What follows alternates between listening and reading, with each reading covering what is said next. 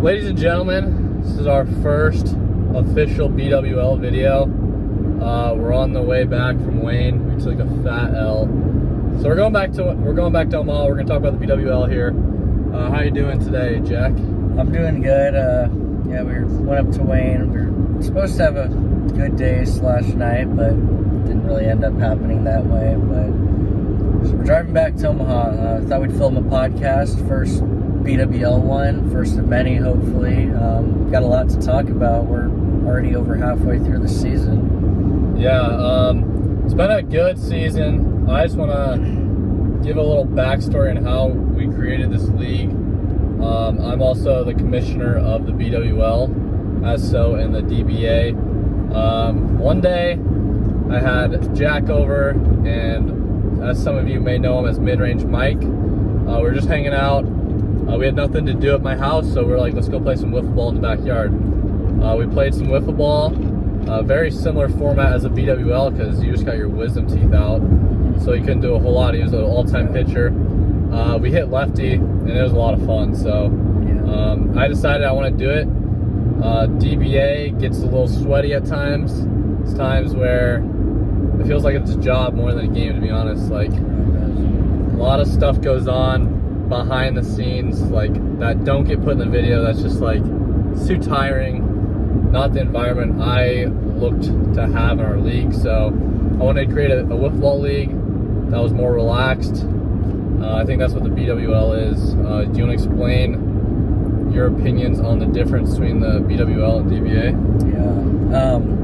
Yeah, I think pretty much everyone in our league, if not every single person, likes the BWL more than the DBA of the people who played both, you, me, Austin, Chase.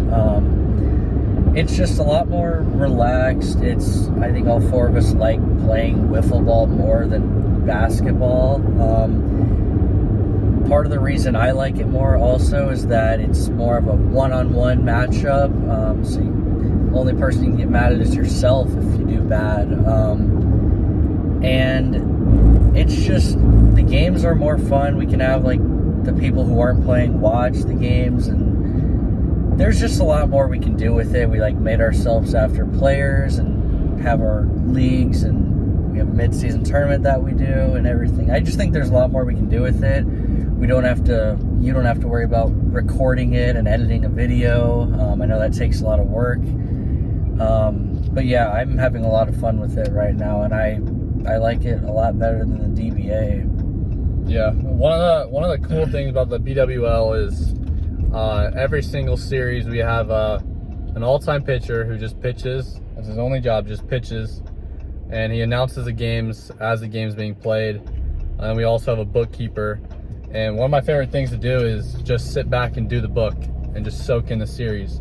And that's something you can't do in the DBA because we only have 2 teams and you're playing in every single game. But in the BWL, I can pitch, work on my announcing, and maybe I can have a career out of it just because of the BWL. So it's a lot of fun because there's a lot more roles than BWL. No editing, like you said, a lot less stress. Just more fun in general. Yeah. It really has been a lot of fun. We haven't really had any scheduling issues either. It was really hard to get DBA games in because all 4 of us had to be free on a day and a time, whereas with the BWL, you need 2 people to be free because it's a one-on-one thing. I guess there's a pitcher too, so 3 people, and most of the time we can call up someone to pitch. If they can't, someone else will be there. So it is a lot easier to get games in, and as you guys have noticed, we've been able to just go without any hesitation and any breaks. I know Austin is on vacation right now, so we still have to play 1 round of the mid-season tournament, but besides that, we've had no problem scheduling games and everything. But yeah, we can go into talking about teams specifically right now if you want to do that. Yeah, we're going to start off over in the West. Right now, the Rockies. My boy over here, Charlie Blackman. He's in first place in the West. He's got 9 wins, correct? 9 wins. 9 wins. Yeah. And I want to explain our playoff format real quick for some of you that might not know it. We have a 6-team league. There's 3 teams in each division, and the top 2 teams from each division make the postseason. Postseason is best of 5 rounds. First 1 to 3 wins in each series wins the round, advances. World Series is best of 5, best of 7. We're still undecided on that. Yeah. But the way we figure out who gets in the postseason, due to the midseason tournament, not every team is going to play the equal amount of games. So whoever has the most wins, that's who gets in. That's who gets in the tournament. So midseason tournament's key because if you're a 2 or 3 seed, you have 3 more opportunities than the 1 seeds because you play in the opening round. So those are 3 games that you can go get, advance yourself in the standings. That's what the Rockies did. They got themselves some wins. And then in the midseason tournament, if you keep going on, you're just racking up more wins. And that's going to prepare yourself for the postseason because you can have a 8-11 record and somebody else has a 7-8 record. So technically your record's worse by percentage-wise, but you have more wins, so you'll get in the postseason. So that's why midseason tournament's so big. Yeah. We're gonna start off in the West, like we said. The Rockies, they got 9 wins. That's the most in the league right now. I'm gonna give my opinions first, so I can have the unbiased side first, since you are on the Rockies. First series, talked about it. It was rough. Yeah. Blackman himself did not have a lot of practice hitting lefty. He didn't have the luxury of going outside on the actual field like I did, Kale did, and Ryan did prior to the season. So he showed up to the ballpark first day, and you could tell it was his first day hitting lefty. He scored maybe 2 or 3 runs in the series. I beat him. 2 runs. Yeah, 2 runs in the whole series. Defensively, I'm pretty sure he played fine. But after that first series, it did not look good for Rockies fans. They were ranked last in the power rankings, behind even the Angels at the time, who did not have a good showing in their opening week series. But Rockies fans were probably a bit worried, but they did play the Mets, who could be the toughest team to beat in this league. They came out second series. You played the Tigers, correct? Tigers. Great series because the Tigers went back to hitting righty. Very fun series to watch. Rockies were the better team in that series as they took 2 wins from the Tigers. I thought they looked a lot better at the plate, a lot more confident. They were finally stroking some balls to all fields.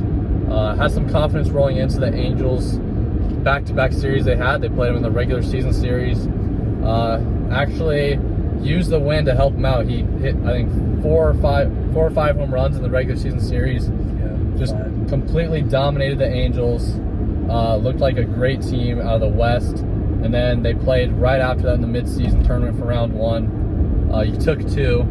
Last game was just, I don't know, Tyler played lights out. He had a top 10 play, one of the best plays I've seen in our league. Led the game off with a solo bomb, like first career home run, only career home run. He did that. But then you play the Mariners, round 2 of the midseason tournament, and the wind is just abysmal. It's blowing straight in from center. No balls are flying out of the park, but Rockies found a gutsy way to win that series. Hit some hard balls late in the game. Good defense. They just won the series overall. I'm gonna be honest, folks. I did not expect to say this at the middle of the season, but I think the Rockies are your favorites to come out of the West. So that's what my take is on the Rockies. Do you want to explain what you think about your own performance here? I would agree with you, what you just said. I do think my team is now the favorite to come out of the West because of that series against the Mariners. You saw, I mean, we'll get into it a little bit later, but the Mariners had won every series, including the one against the Mets, and I come in and I take 2 out of 3 in a crucial series, and it bumps me up to first place in the standings. Going in, we had the same amount of wins, so the winner of that series was going to ultimately take over first place in the West, and that's where I stand right now after that series. But yeah, early in the year, I was not feeling comfortable at the plate at all. Hardly got any practice in. I will use the wisdom teeth removal as an excuse. I was gassed out there right away, and so it just wasn't a good series. And immediately after the next few series, I started hitting the ball a lot better. I just think, I talked about in press conferences, reps really help in this league. And the more reps I've been getting, the more comfortable I felt at the plate. I finally got some home runs on the board. It took me longer than I wanted, but I'm up there now. I'm second in the league in home runs now. First as of now. First as of now. Yeah, you are. Okay. I thought I was still behind you.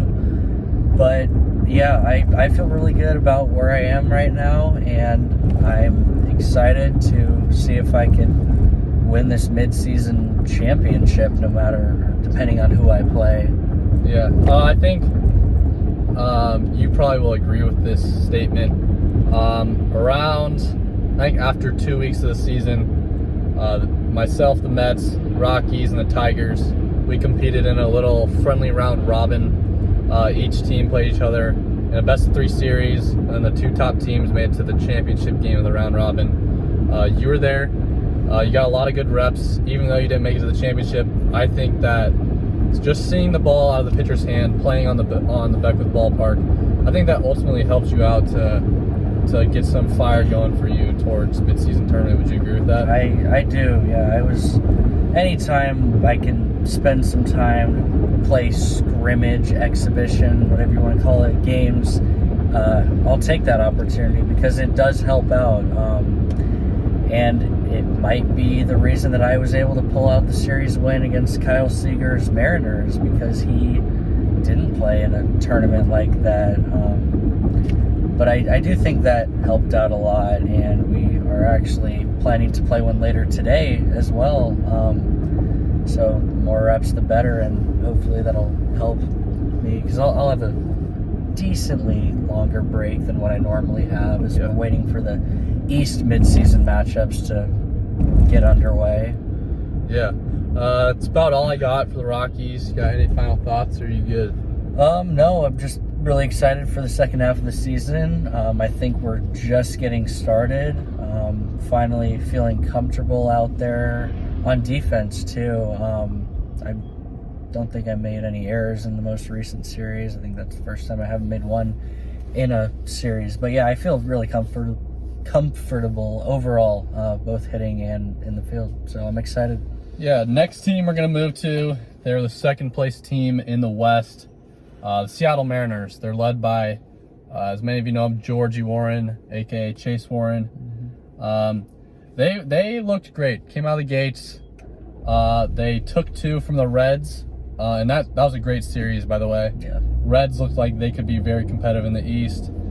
Mariners played some great defense. Both teams were making diving plays early on in that series to save some runs. And then the Mariners took that series win into New York. They took the first 2 from myself. I'm going to be honest, I thought I was the favorites, and then they came in there and stunned me. Extra inning game that went, I think, 7 innings. They took the win there with a walk-off double.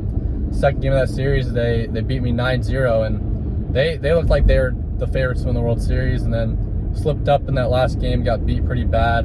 But then they came back the next series, played the Angels, swept them pretty easily. Going into the midseason tournament, tied for first overall in the entire league. They had the bye, so they had 7 wins. As we just touched on, the Rockies won their midseason round 1, so both teams had 7 wins. In that series, the Mariners I think they were looking for excuses, to be honest. They didn't have it that day. They blamed the wind in the post-game interview, press conference, even though both teams had to play in it. And I'm gonna be honest, folks, my mentality is you gotta control what you can control. And the Mariners were just looking for excuses, as you cannot control the weather. My boy Charlie over here, he couldn't control the weather, but he played through it. He got 2 wins. Even the Mariners blame the umpires, which I think is a very soft excuse there, as nobody's trying to screw over anybody else in our league. But Mariners were the favorites in the West. not so confident anymore. I think Mariners-Rockies rivalry is going to be the best in the league. We're going to see it again right after the midseason tournament. Yeah. And we're definitely going to see it again in the first round of the postseason. So Mariners are on a bit of a slide right now. Mentally, I think they need to be a little sharper. And that's about all I got for the Mariners. Any notes for you to touch on? Yeah, definitely mentally need to be a little stronger. That is one thing I noticed playing against him in that series. Very tough conditions. And I just knew the winner was going to be the person who was mentally stronger in that series. It was really frustrating hitting into that wind. You felt like you would get a great piece of it and it would just die and they would catch it. But you can't let things like that affect you. And I do think it affected Kyle a little too much. He got really frustrated with it, got really frustrated with Joe West umpiring that game, who I thought did a great job. I'm not just saying that because I won. I would have to agree. He did a great job. He did a good job. But he also has the bat to compete with anyone. He can hit the ball really well. As you guys saw it in the Mets series, he came out with the bat on fire. He was hitting everything. He hit a couple home runs in that series. So he really can compete with anyone. He's played great defense all around. He's just, the physical attributes are there. The questions are just mentally. Because in that press conference, you guys heard it. He didn't seem mentally tough. Made a lot of excuses instead of saying what he could do better. He was saying what the league could do better to help it be easier for him, which is interesting. I'll just leave it at that. But yeah, I think he can still come out of the West very easily. I still have to play really well. And we have a series coming up that'll be really big for the standings. I'm only one game above him right now. So that could definitely shift things. Who knows what'll happen if we tie for the last spot, but I'm just hoping to keep that momentum I got from beating him in that series and continue to carry it on to the rest of the season, because I know if he gets hot, he can just sweep through teams like it's his job. But yeah, very, very interesting team right there. Yeah. Another note that I just thought of, before I say this, Kyle, we're not saying this because we're hating on you. We're just disliking the Mariners. We're just mad at the Mariners because they're our rivals. We're saying this because this is how I truly feel, man. After the Angels series, you sat down at the press conference table. You complained about the pitching. The pitching in the game. The pitcher is the all-time pitcher, throwing the same pitches to both teams. You said he was throwing you inside when you can take pitches that are off the plate inside. You use that as an excuse. You go from pitching to wind to umpires. What's next, man? Like, I'm tired of these excuses. I think it's an embarrassment for the Seattle organization. So mentally, you got to be a little sharper, in my opinion. Another thing, he got to choose home or away in all 3 games against me due to my punishment for throwing the bat at the umpire. So, I mean, I could have used that excuse if I would have lost, but I didn't let that bother me. I went out and controlled what I could control, and I was a mentally tougher person. That's what you got to be in this league. There's a lot of things that don't go your way. It's baseball after all. We all know how unforgiving baseball is, and those are just some things that you have to fight through. And you're not going to be a World Series team if you can't stay level-headed at all times. Yeah. So, that being said, just a reminder: this is all out of honesty. No hate involved. We're saying how we feel, man. Next team we're gonna move to is the last team in the West, the Los Angeles Angels. This is a weird team to look at. They come in the league, captained by Cale Jackson. He was one of the key components in starting our league, as he got a lot of reps on the field before the season even started. He's neighbored to the Beckwith ballpark. Got to know the ballpark. Honestly, he grew up at the ballpark. He knew the Beckwith ballpark before I knew what the Beckwith Ballpark was. He's always been there, always practicing wiffle with us. So as commissioner, I decided to ask him to come along on our journey. He wanted to represent the Angels. First series for him, he's hitting lefty, and not a whole lot of, let's say, we'll just say that I was the pitcher and my ERA was 0 in that entire series. Yeah, so not a whole lot of experience lefty. That's the word I was looking for. He put up 1 run in 23 innings. Tough day for both offenses in that series, as we'll hit on that a little later when we talk about the Detroit Tigers. So then after that series, he was scheduled to play the Rockies next. As commissioner, I'm in charge of scheduling all the series, texting both guys on each team to figure out what time they want to play the series on what day. We got a date set up. He couldn't do it, something like that. So I'm like, okay, that's fine. I respect that. Everybody's got their own things. He's on a baseball team, basketball team. I respect your schedule. So reschedule another date. Charlie can't make it, which is fine. Same thing happened with Kale. Reschedule another date. We're 10 minutes till first pitch. Charlie's at the ballpark. Already took his BP rounds. Shohei lives across the street from the Beckwith Ballpark. 30-second walk. As said earlier, I can literally see it. If you're playing the outfield, you can see his house. He does not show up, so as commissioner, I have to figure out where this man's at. I text him, hey, Shohei, where are you at? Your BP round is about to be over with because you should have been here 10 minutes ago. He tells me that he cannot come today. Cannot show up to the ballpark on that day. He was supposed to play 2 series that day. I was really excited for him to show what he can do because he was going to bat righty now. That's his dominant hand. I even made sure that he could play that day 2 days in advance when I sent out the schedules to everybody. Made sure he can play that day. The night before, made sure he could play that day. The morning I woke up, 3 yeses from him. Show up to the ballpark, not there. So obviously as commissioner, I'm frustrated. We cannot be having this irresponsibility in our league. At the end of the day, we're all about to be grown-ups or are grown-ups, so you need to have a little responsibility in communicating with me. If you'd have just told me that you couldn't play that night you found out you had practice, I would have been cool with it, but you don't. So we have to find a new team owner. My little cousin, he's a big fan of the BWL, was a big fan of the DBA. He always wanted to be a part of our league. He wanted to make his own team, and I considered him to be an expansion team for a little bit. But when Kale dropped out, I picked him up, signed with the Angels. Angels are 1-2 when Tyler inherited the organization. First series against the Mariners, and it went just like you could imagine. He cannot get a guy to second base. He had 4 hits on the day. Defensively, he's lost with the roof balls because he's never played at the Beckwith Ballpark. Just does not look comfortable out there.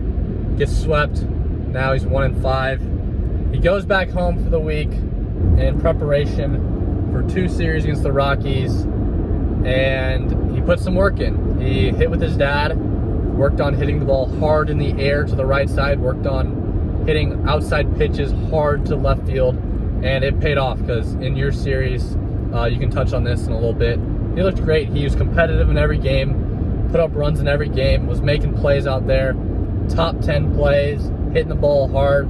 There's even some times where he just smacked the ball right at you, just unlucky plays. And I think that the Angels in the second half will be very competitive in the West. However, they got 2 wins on the year, and that's going to be very tough to come back with when you only have 6 more games. So he has to win out, and the Mariners have to lose out. Do you want to explain like what your thoughts are on the new Shohei Ohtani and Tyler Rime? Yeah, I'll mainly touch on my series against him because I was not in attendance for his series against the Mariners, but I did expect it to go the way it did, the Mariners sweeping, and that's not throwing shots at Shohei. He played really well against me, but that's just because he was rushed into to the league like the day before, or 2 days before, and he didn't really have time to get the hang of it, get practice in, and obviously Kyle Seager's a very good player, so he was getting his reps, and he was just the better team still. Who knows later in the year what that's going to be like? But yeah, he was just rushed in, and it was going to be a hard series for him anyways. But we are glad that he showed up and had a good attitude, and gave 100% effort, and he went home and he got a lot of practice in, came out against me and played really well. He had me on my toes defensively. I had to make some really good plays. He was getting extra base hits. He even hit a home run. That was in our mid-season tournament, but he was hitting really well. And he also shows great sportsmanship. That's something that people can overlook a lot too.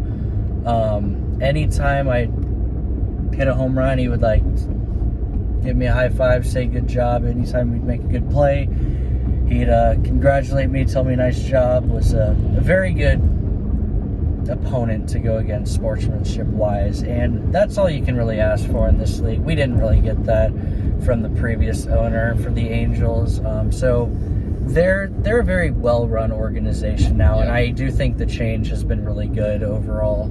Yeah, I think being the youngest guy in the league, as Shohei is, we're all college kids, still a middle schooler.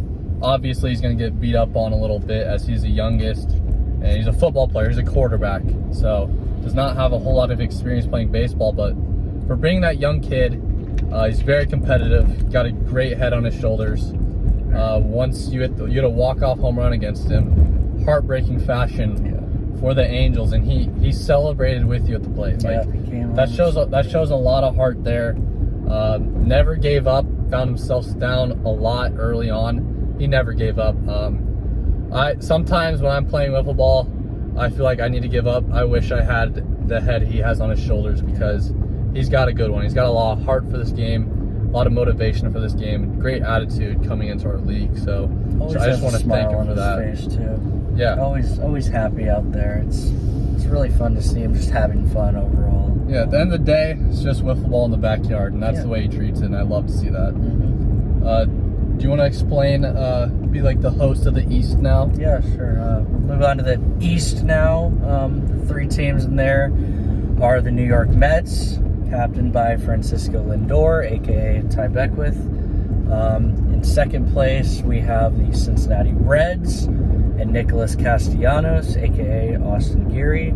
And in third place, just barely behind the Reds, is the Detroit Tigers, a.k.a. Miguel Cabrera, a.k.a. Ryan Beckwith. We'll start off with the New York Mets in first place. Coming in, I think everybody expected them to be the team to beat, the top dog. You do play college baseball, after all, and even though we are hitting lefty, it still is going to come easier for you, just because you're a natural athlete, natural baseball player. And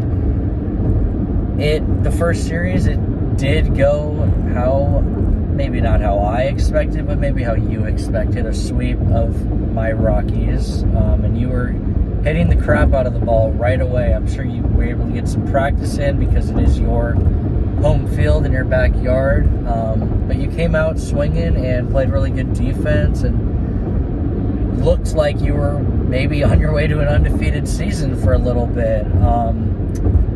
And then we get into the second series against the Seattle Mariners, and they take 2 out of 3 against you. They come out hitting even better than Francisco Lindor. I didn't know that was possible going in, but it happened, and I believe it was 7-4, 9-0, and then you seem to just use your anger from the first 2 games in the final game, and I think you won 20-2. Yeah. Put up 14 in the top of the first inning. But that's normally what you would see from Francisco Lindor in a series. You would expect there to be offense in all 3 games. There wasn't much offense for him in the first and second game. So that was definitely shocking for me. I was pitching in that series, and I was very shocked that it seemed so lopsided at the start. But it's a good thing to have games like that, because we want to keep lot of parity in our league. We want teams to be competing with each other. We want teams to be able to beat anyone on any given day, because it's more fun that way. And after that series, I played the Reds. Played the Reds, that's right. I pitched in that one as well. You got a clean sweep of them, but I still would say it was a little bit of sloppy baseball from you. I think only one game was really the blowout that we are used to seeing from Lindor. So there were still some question marks there, but I think overall the Mets are still the team to beat. I think you will see them I'm expecting to play them in the final of the mid-season tournament, just because of how they have played against those, I guess, lower-ranked teams all year. And I also expect them to come out of the East at the end of the year still. I think sometimes you need like a little bit of, I wouldn't say motivation, but you need like something to happen that pisses you off to play to your full potential. Whether that's Nicholas Castellanos not hustling, trying to slap the ball the other way, trying to bunt sometimes. That seemed to fuel you in that series. And then I think just losing to Seattle fueled you in that third game against them as you came out and put up 14 runs in the first inning. But I think if you just find a way to get mad or get motivated before your series starts, you will never have a problem getting the offense going. And I think any team should be afraid of playing the Mets still. But yeah, give your opinions. Yeah, I think myself, obviously, is the most talented player in the league. I'm leading the Triple Crown race. Have the most runs at midseason by 17. Have the most home runs at midseason, even though you just broke that up in the midseason. Had the most highest average by 60 points. The numbers don't lie. I think I'm the best hitter in the game. But like you touched on earlier, sometimes my mentality's not there. I treat the league like it's supposed to be treated. It's wiffle league, going out there and having fun, and sometimes I get punched in the mouth, and when you get punched in the mouth, it doesn't feel very good. So that's when I flip a switch. And I think when I flip that switch, I don't see anybody in the league being able to compete with me. And I need to find a way, like he said, to flip that switch before the series starts, because angry Lindor is a better player than Kyle Schwarber in the month of June. I'm going to be honest with you folks. So that's the only thing I got to take away from me is need to be able to flip that switch early on. Need to be able to apply pressure early, not wait to the end of the games like has happened before against you in Game 3, against Nicholas Castellanos in Game 3. I only put up one run in those games, waited late to get it going. I just think that, yeah, gotta have that mentality. And Mets in 3. Mets in 3. All right.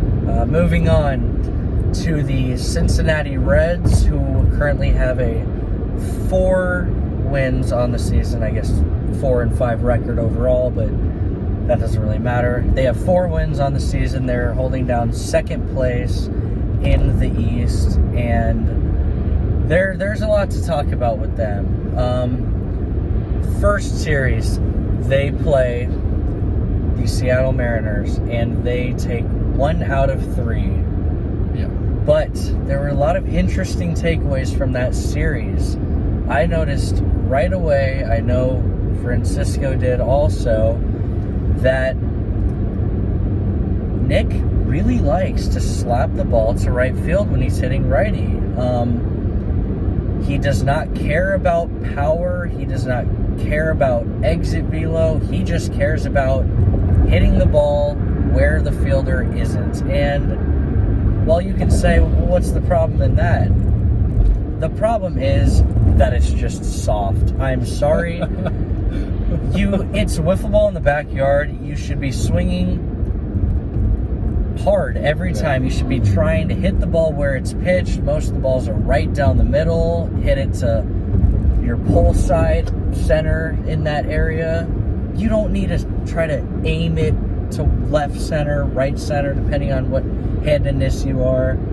And it gets you a lot of cheap singles and doubles. And we were not happy with that spectating the series. You talked to him about it, I know.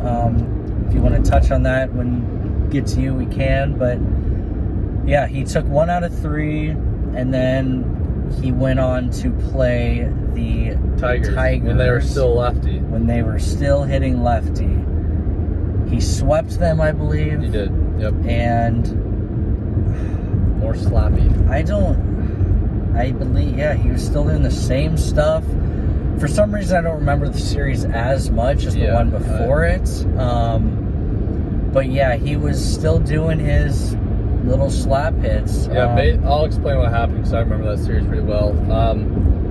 Tigers, they didn't look competitive lefty. Nick knew that. He was hitting a lot of balls softly to the right side. A lot of ground balls right to the third baseman that just died in the grass. So that's how he won those games. A lot of softly hit hits. Yeah, I do remember he put up, I think, 9 runs in 1 inning now. Yeah, I remember a little bit now, but yeah, a lot of the same stuff. And there was no need to do that. I think if he just would have swung how he swings from his natural side, hard and without any thought really behind it, I think he would have still been able to win the series. He seems to not trust his ability as much as a lot of other players in this league do, and that's something that can definitely hurt you down the stretch. So it'll be very interesting to see how he plays against the Tigers again in the midseason first round, now that the Tigers are hitting righty. But yeah, moving on to his third series, he played the Mets. Oh, he played the Mets. We just talked about that. Yeah. He got swept. He, at the beginning of this series, he wasn't doing much of his slap hitting stuff, and we're really happy to see it, but he lost the games anyways because he was playing a very good team. And then we see him start to go back to his old habits of slapping it to right field, and that is what I was talking about, fueled the fire in Frankie, and he just punched him in the mouth, poured it on, did not have any remorse for his soul. I know he talks about that in some interviews in the past, but yeah, we just gotta, I don't really know how to solve that problem. It's just, I know as the commissioner, you've thought of a lot of ways to go about that. If you want to share some insight on that. So in my series, he slapped the ball to first base. The umpires had a meeting. I had no idea what the meeting was about because I'm playing outfield and playing left field. And he slapped the ball away from me on the ground, hit it like 20 miles per hour. Basically what they discussed was slap hitting's not okay in our league. And I kind of touched on that when I was umpiring his game against the Tigers because he tried to bunt. He tried to bunt that game, and I told him it's unacceptable. It's just not tolerated in our league. So then in that series where he tried to slap it against me, they gave him a warning. And I fully agree with that. I think that if you hit the ball the other way, the pitch needs to be, you need to hit it hard. I don't want to see any inside out swings. I want you to drive the ball to the opposite field, and frankly, he's just not doing that. He's just hitting the ball softly on the ground. He's choking up and like turning his shoulder and just hitting it the other way. But I don't think we're gonna see any more of that.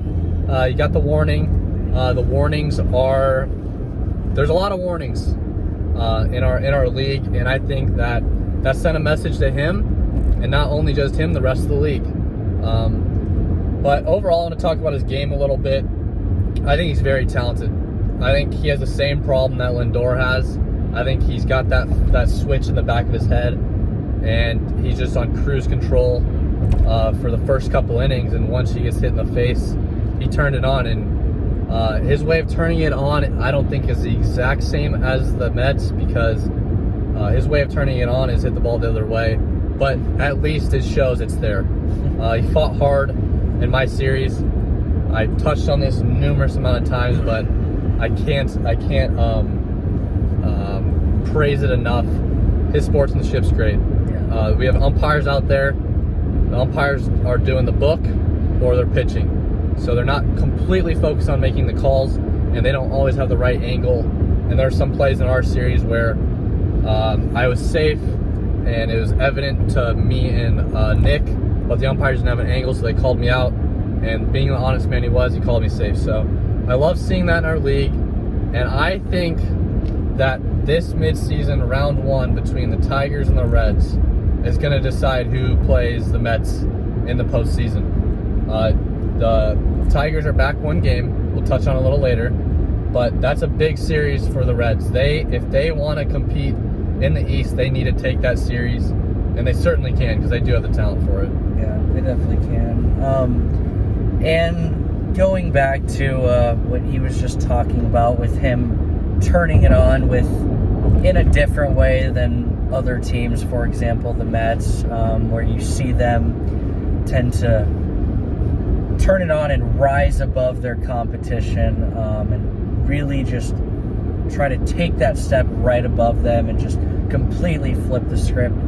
You see it in a little bit of a different way with the Reds. They don't really turn it up a notch, but they turn it down a notch and start playing more, you could call it more strategic. Yeah. I call it a little softer, but hey, there was no rule against it at the beginning. There is now. We're not going to tolerate any of that slap hitting bull crap. But yeah, I still think he is a good enough player to compete in this league and have a chance at making, he obviously has a chance of making the playoffs, but has a chance of making some noise in the playoffs. Yeah, he's a very talented player. He's got a great head on his shoulders, just like the Angels do. Just physically, he is great physically. Just mentally, got to flip that switch on earlier than we've seen. Definitely. Finally, wrapping up the eastern side of our league, it is the Detroit Tigers, captained by Miguel Cabrera, aka Ryan Beckwith, and they've had a very interesting season. Not as interesting as maybe the Angels, but it's along the same lines. Started out, he's a natural righty, so he was hitting lefty, and we thought that it was going to be just fine, just like the rest of us. But in the first series, there really was not any offense from him. He did win the series, but he only scored 2 runs, didn't get a ton of hits. I don't know how many extra base hits, but it wasn't many. And the next series, he hit lefty also against the Reds, and he didn't show offense really again. He got swept this time. So we started to let him hit righty, and he's been a lot more competitive, but it hasn't been to a point where it's been too competitive. It's really balanced out that side of the league, and he's been able to compete a lot better, and I think it was a good change. It was definitely needed, and I am very excited to see with how he plays the rest of the year, because he's only 1 game back of the Reds, and they play in round 1 of the midseason tournament for their side. And I do agree with what you just said, that the winner of that series will be in a really good spot for making a playoff push to play the Mets, assuming they hold on to first later in the season. But yeah, he plays really good defense too. When he tries, I guess. A lot of the times he'll try to catch balls one-handed off the house, and he drops them because, the ball's spinning ton of different ways, and it can be really hard to track it down with one-handed. It's not like you have a glove on your hand like real baseball, but when he uses two hands, when he hustles in the field, he makes some great plays, and he can really hit righty. I do think that change was really good for him, and I'm excited to see his battles with the Reds coming later on in the season. I know they'll probably only play each other once before the playoffs, but that rivalry will still be there as they've known each other for a long time and are the same age and just have an on-field rivalry as we've kind of seen. Yeah. My thoughts on the Tigers, they're obviously really talented. They took a game from you when you were hot. Yeah. You were probably the hottest team in the league, and they took a game from you. That showed a lot there. He hit one of the farthest balls I've ever seen at our field. Absolutely crushed it to left center. He's not a guy that's going to play the game for hits. He's a guy that's trying to hit the ball out of the ballpark every time. I love to see it. Hitting balls hard everywhere. He's got some bad luck a couple times where bad hops in the tree. When he's in the field, he's got some bad hops off the house. But I'm going to say this, folks. I'm going to say it and I'm going to mean it. The Tigers need to sweep. They need to sweep the Reds. They sweep the Reds, I really think they could take one game from the Mets. And they need that because then they will be up 3 games, right? Correct? They'll be up, yeah. 3 games. 3 games on the Reds going into the second half of the season. And if you look at the Tigers' schedule, who do they got? They got the Mets and the Mariners. It's tough. 2 great teams. So he needs this mid-season tournament if he wants to compete in the postseason. And I'll tell you what, folks. Tigers make the postseason. They are easily a sleeper to be in the World Series. Definitely. Because when Miguel Cabrera plays his older brother, Francisco Lindor, he's got something else going on. He does. He definitely gets more competitive because I think in some series he plays, he's just out there. He's like out there drifting along, not really dialed in. But I expect to see him dialed in, turn it up a notch when he plays the Mets, and he knows the Mets better than anybody else does. They throw each other BP during the night. They have played each other more times than anyone else in scrimmages. They've grown up together. They know how each other plays. They know how to get in each other's heads. And I think if the Tigers find themselves in the postseason, I could see them playing the Rockies or the Mariners in the World Series. So if you're watching this, Miguel, you need to dial in the mid-season tournament. You need to get 4 wins in that tournament at least. If you get more than 4, you might as well just kiss that World Series trophy because I expect you to be in the World Series if you can compete in that mid-season tournament, man. So just dialed in a notch. Play out there, play loose, play relaxed, but focused at the same time. And I think it's going to be a great race in the East coming down between the Reds and the Tigers. Yeah. It is crucial not to be content with just winning that series against the Reds, but sweeping it. Even though I won the series on my side against the Angels, I dropped the 3rd game. He definitely outplayed me in that game, but you never know if that's going to come back to haunt me later on the season, because if I would have won that game, I'd now be 2 games above the Mariners, and that late in the season, that is a huge difference, just having a one additional game above your rival. It's huge. So you don't want to be content with just winning the first 2. You're like, oh, I've won the series, I've won the first 2, I'll just kind of lollygag it in this 3rd game. But no, you want to try to sweep them, especially for this Tigers team, because they are going to try to make a playoff push late in the year with their really tough schedule, and mid-season is where it all starts. So it'll be very fun series to watch. I'm really excited for that one.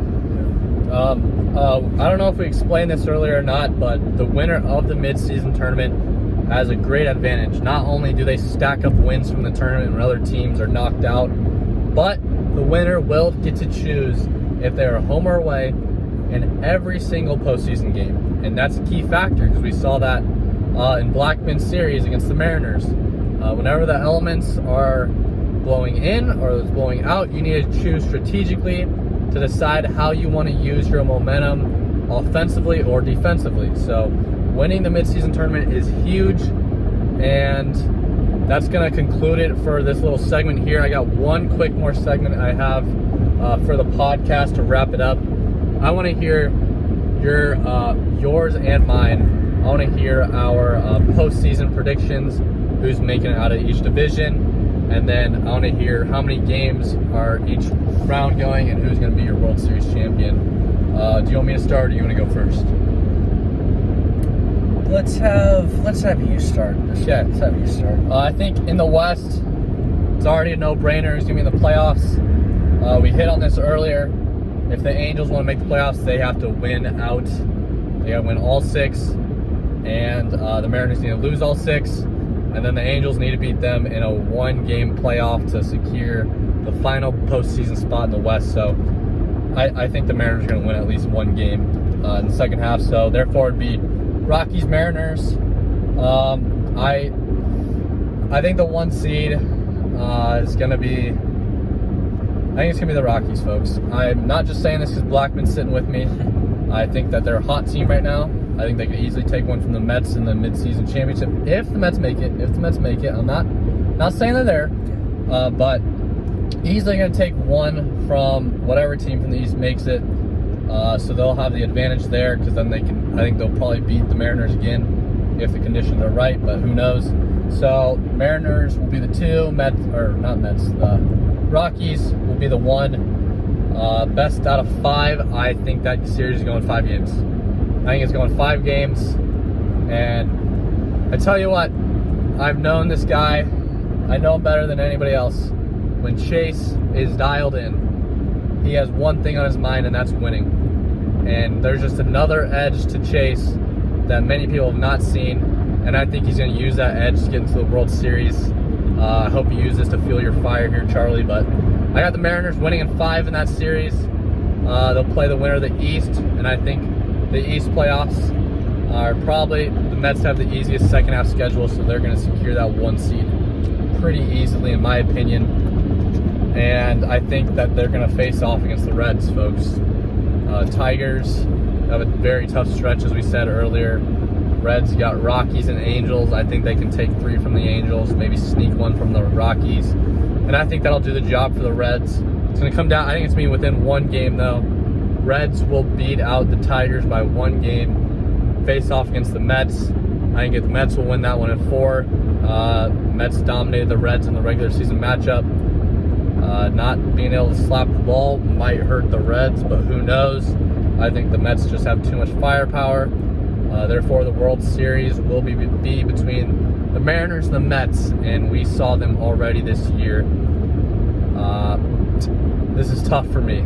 I think this one's going 5, and I think you can flip a coin, but biasly, I gotta say the Mets myself. I came into this league as a favorite, and I'm gonna leave the league as the champion. MVP, Triple Crown, all of it. I think Mets win in 5, and the Mets will be your 2021 BWL World Series champions. Now, I want to hear your playoff race and your playoff predictions. Yeah, in the West, I have the exact same seeding as you do. I think the Rockies will finish on top. I think that series I just had against the Mariners is huge. That puts me ahead of them. As long as I keep playing consistently good baseball, wiffle ball, I think I can hold on to that number 1 spot until the postseason. I think the Mariners will stay in the 2 spot. They're not losing 6 games the rest of the year. They'll be just fine. And the Angels will finish in 3rd, even though it would have been cool to see them with their current owner for the entire year. Who knows what would have happened. And then in the East, I have the Mets in 1st at the end of the season. They're just going to be on a roll still. They're the most talented team out there, and they have a big lead on the Tigers and the Reds. So I have them in 1st, and I have the Tigers in 2nd in the East. I think there's a chance they sweep the Reds in this midseason matchup, and I think in my series later on against the Reds, I will sweep them. So that will help out the Tigers a lot, and I think it'll help put them over the edge, and I think they will get the 2 going into the postseason, and that leaves the Reds with the 3. That could obviously be flipped just as easily, but Miggy turns it up a notch when it gets late in the year. I know he can. He just has that fire inside him. I know how badly he wants to get into the postseason. And I think he's just going to be mentally stronger than the Reds later on. And then we'll go with the East postseason matchups first. I have the Mets beating the Tigers. I have them beating them in 4. I think they win that series pretty easily. Even though it'll be easy for Ryan to get motivation playing against his older brother here, I just think Francisco will dial it in the postseason. He won't let motivation be the reason that another team beats him. He'll make sure to not leave any runs on the board, and I think he'll win that series and advance to the World Series. For the West, man, I'm getting excited even thinking about this potential matchup, but the Rockies and the Mariners, it'll probably continue to be the biggest rivalry all year, with the close second being the Reds and Tigers, but I think it'll go 5. It's going 5, folks. I can tell you that. It'll go 5. And I think I'm going to move on. I think I can move on, because call me biased, but I've won the first series against him already, and I still didn't think I played all that well. I think I could have swept that series. But anyways, I think I take that one in 5. It'll be a dogfight, so I hope everyone is there watching it. It'll be a rematch of the very first series ever played then, between the Rockies and the Mets, right? Yeah. But yeah, that'll be a fun one for sure, and I'm excited for it. And then in the World Series, it'll be the Mets versus the Rockies. It'll be fitting. The very first series ever played, the very last series ever played. And just say it, man. Just say it. I think the road ends here, guys. Oh man! All right. I think the Mets will. I think this series can go 5, but I think I win it in 4. Yeah, and I'll leave it at that. Dang. Okay, folks. You hear it here first. Each player picks their own team to win the World Series. What else do you expect here? Great takes today from Jack. I appreciate you coming on for the first ever BWL podcast. Make sure you guys follow our Twitter, eofficial with an E _BWL. We update you guys in live time on all the games, key plays, stats, post-game press conferences. So make sure you follow that, because that's where all of our content is. We'll have some news on the DBA maybe later this week. Who knows what's going to happen with that. We'll have to meet up. But I appreciate all you guys watching. We really can't wait to see who wins this midseason tournament. And the second half of the season is going to be great. Any final thoughts here from you, Jack? I'm just excited to finish out this season and get to the playoffs. I just couldn't help but smile just thinking about playing the Mariners in the playoffs. That'll be really fun. And I'm also excited to watch some of these matchups the rest of the season. Especially very interested to see how the East 2 seed plays out, who ends up getting that. It'll be very interesting. And it's been a lot of fun, and I'm excited to keep on trucking along with this season. So, yeah, thank you guys for tuning in. Thank you guys for watching. Appreciate it. Love all you loyal fans who stayed to the end of this podcast. We wouldn't be able to do all this stuff without you guys. You guys motivate us to be the best we can. And ultimately, we make this content for you guys. So, appreciate you guys watching. Last thought is go listen to Hall of Fame.